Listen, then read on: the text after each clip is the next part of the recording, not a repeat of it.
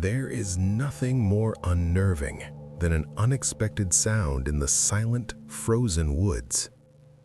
I'm not an outdoors person by nature, but something about a fresh snowfall transforms the world, and it pulls me out into it. I have to go for a walk. The event I'm about to describe happened on one of those nights. My home borders a dense forest. If I want to get truly lost among the trees, a short drive is all it takes. It was a weekend. I remember because I had no work the next morning. The forecast hadn't called for any snow, which I recall clearly because I check the weather constantly when it's cold. So I was just reading in my room when I glanced outside and saw it. A sudden, heavy downfall. It was as if the sky had decided, without warning, to empty itself. I didn't hesitate. I knew what I wanted: a walk in the untouched snow. The trail I drove to is remote, rarely used. I got out, breathed in the sharp, cold air, and began to walk. My goal was simple: get deep enough into the forest that the outside world faded away. After maybe 20 minutes, I stopped. The silence was absolute. That's when I heard it. A child's voice. My mind rejected the sound at first. I was alone out here. Then it came again. A young boy clearly calling out a single word. Hello? It wasn't frightening in itself, but the context was chilling. The last thing I expected. What made it worse was the echo. I couldn't pinpoint where it originated. It seemed to come from everywhere and nowhere. I spun around, searching the white landscape. Nothing. As I turned to retreat to my car, I heard it a third time. "I'm up here, you know." Instinct took over. I looked up, and there he was. A boy, maybe 8 or 9, perched high on a thick branch of a nearby oak. He was wrapped in winter clothes, but how he'd gotten up there was a mystery. The lowest branch was a good 15 feet off the ground. Seeing him actually eased my initial panic. The unknown had been worse than the reality. I walked closer, my eyes locked on him. He wore a smile, but it was wrong. Too wide, too fixed, like a mask he hadn't quite learned to wear. Then I looked at the ground around the massive tree trunk. My blood went cold. There were no footprints. None. Not his, not anyone's. The snow was a perfect, smooth sheet. That meant he had climbed up before the snow began. He had been sitting in that tree, in the freezing dark, for over an hour. How? The trunk was sheer. He waved. I found my voice. "How did you get up there?" "A secret," he replied, his grin never faltering. I was stuck. I couldn't just leave him, but what was I supposed to do? Attempt a dangerous climb? As I wrestled with the decision, he stood up, perfectly balanced on the branch. "Watch this," he said. Then he leaned back and let himself fall. I screamed. It was a 30-foot drop. He landed flat on his back with a sickening impact. I was certain he was dead. I rushed forward, but before I could reach the body, he sprang up, like a puppet yanked to its feet. And then he ran. He sprinted away into the black woods, moving with impossible speed after a fall that should have shattered his spine. I should have turned back. Every sane instinct said to run to my car, but I didn't. I followed him. I don't know why. This wasn't me. I followed his fresh trail in the snow. Soon I heard laughter, not joyful, but a wild, taunting cackle. It fueled my panic. His tracks led past a large pine. As I ran past it, something heavy slammed onto my back. I was on the ground. The boy was on top of me, scratching and clawing at my neck and face. I shouted, grabbing at him, but he was a frenzy of nails and teeth. I felt skin tear, warmth trickle down my collar.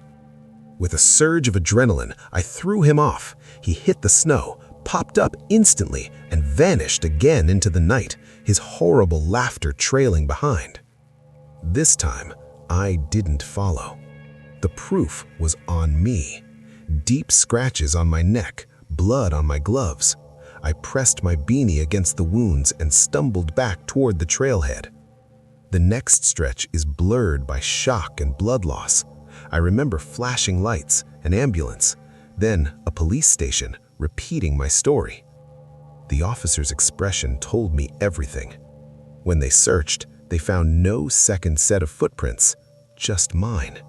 They implied I'd imagined it all or hurt myself. The fury and confusion were overwhelming. Days later, I returned. New snow had buried everything. I found no trace. To this day, the cuts are gone, but the memory is as sharp as ice. Sometimes, the most terrifying things leave no trace but the one in your mind. Our second story takes place during a historic blizzard. I was home from college, the house to myself. The storm warnings were severe, and they were right. By evening, over a foot of snow had fallen, and it was still coming down. Roads were buried. My neighborhood is spread out with lots of space between houses. That night, the isolation felt profound. Boredom set in fast. The power and internet were out. My friend Leo lived about 1.5 miles away. In a moment of stir-crazy inspiration, I decided to trek through the storm to surprise him. In hindsight, profoundly dumb, but at 19, it seemed like an adventure. The walk started beautifully. The snow had finally stopped. The world was hushed, glowing under streetlights. It was serene. Then, I reached a long, wooded stretch of road with no homes. The quiet became heavy. That's when I saw headlights in the distance. A snowplow moving slowly towards me. Then, abruptly, it swerved. It jerked off the road and plowed into the tree line. There was a distant, muffled crash, then silence. Someone was in trouble. I broke into a run, fighting through the deep snow towards the crash site. I found the plow, its front end wrapped around a tree. The engine was running, headlights blazing. I rushed to the driver's side, ready to help. The cab was empty. I checked the passenger side. Empty. I yanked the driver's door open. No one was slumped down. The vehicle was completely vacant, and there were no footprints leading away. The driver had vanished into thin air. A deep, primal dread washed over me. I needed to leave, now. As I backed away, a man's voice cut through the silence from behind the truck. "Help me!" Every fiber wanted to help, but my gut screamed, "Run!" I turned and fled. The voice called out again, "Help!" It sounded closer, far too close for anyone to have moved through that snow. I didn't look back. I ran all the way to Leo's house. Leo's dad called the police. When they arrived hours later, the officer said they'd found nothing. No plow, no tire tracks, just unbroken snow. They suggested I'd fabricated the story. I spent the night at Leo's, too terrified to go back out. I'll never know if my eyes lied or if something stranger erased the evidence.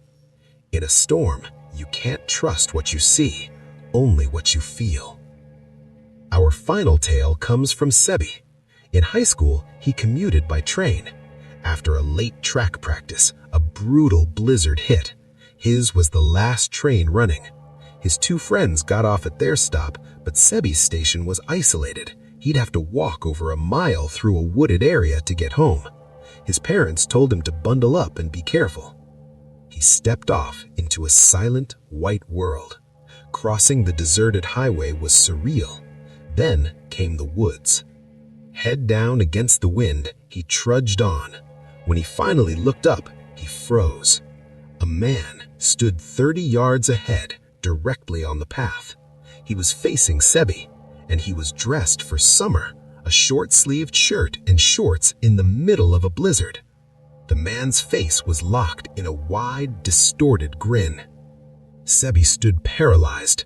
Then the man's expression snapped. He let out a raw scream and charged. Sebi turned and ran, screaming himself, his boots slipping in the deep snow. He could hear the man gaining. The chase was a nightmare. He finally burst onto the road and dared to look back. The man was gone.